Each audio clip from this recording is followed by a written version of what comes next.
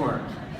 I want to share with you guys a little bit about my experience on YouTube, where my passion for YouTube comes from. And in order to do that, I have to give a little context. I have to go all the way back. And when I was a kid, my dream, my goal was never to be a filmmaker or a YouTuber, as if that was a word in the 80s. But instead, I was just like sort of a frustrated, angry child. I was the third of 4 kids, the forgotten one. And I always had to sort of scream the loudest to get what I want. And then when I became a teenager, nobody listens to teenagers, and I was always frustrated because I could never be heard. And then when I got my first camera, when I got my first computer and I could make something, all of a sudden I found my mouthpiece. I found a way to communicate with people beyond who was standing right in front of me. And this was like, this is early 2000s, and the only way I could share my videos was by literally emailing them to people, or creating splash pages, or doing whatever I could do to sort of share.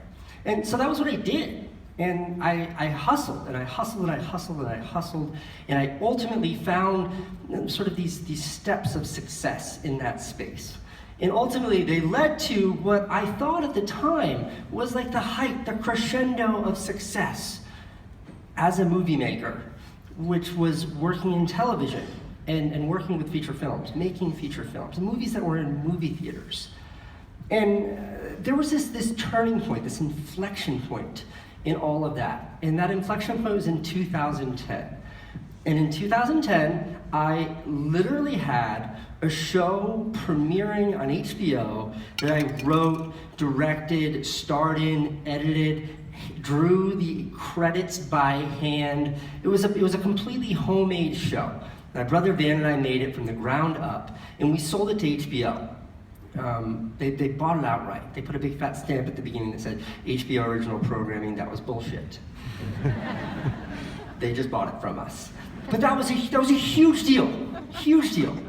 And then also, the same time, the movie that I had produced, which premiered at Cannes and then premiered in North America at the Sundance Film Festival. And we sold it to Sundance for distribution, global distribution. At the same time, I won this like big fat award for that on television. Like my dad watched me win this award on television. And I remember like on the plane flying home from winning that award, as my show was premiering on television, I was like miserable. I was like really bummed out. I was trying to figure out why. And I realized that I had spent the last 2 years, I had spent 2008 to 2010 doing nothing, creating nothing. I was trying to get this movie in front of people. I was waiting for HBO to premiere my TV show. And then when they did, the moment that should be like the peak of any creator's career, nobody saw it. It had fantastic reviews. The people that saw it loved it, but nobody watched it, didn't find its audience. And on that like flight home from that award show, I was thinking to myself, like, what is it? Why am I so miserable? And I realized it wasn't that those politics or like the winning the awards or getting to all these parties or the coolness of movie making that got me into it. It was having an outlet to share my voice. It was that like frustrated, angry little shit of a kid that I was, who wanted a place to share his ideas, and video and movies was that. That's why I got into it, and that's exactly when I shifted. I shifted everything to YouTube. And YouTube enabled me to create content and share it with an audience with no buffers between me and the audience. And the minute I started doing that, I started finding an audience in a meaningful way, in a way I had never done before. And it started to blow up. And very quickly, shortly thereafter, brands and advertisers started to come to me. And my commercial rep kept like, phone was ringing off the hook. This brand wants to work with you, this brand wants to work with you. And I did it, I took these jobs, because you guys pay really well. But all the sort of branded content I was making, it wasn't called branded content, it was called commercials. All the commercials I was making, they kind of sucked. Because there were scripts and there were storyboards and there were all these boxes that I had to work within. And these companies and these agencies that wanted to work with me loved my YouTube videos. So they had me do their thing and I couldn't do it well.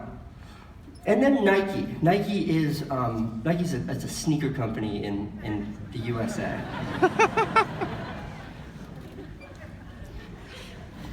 Nike called me. And I worked directly with them. There was no agency. And the deal was to make 3 videos. And even though it was just with them, there were still like, I submitted treatments that they approved and budgets that they approved. And the first 2 videos like stuck to the script and they loved them and my audience liked them and they did okay.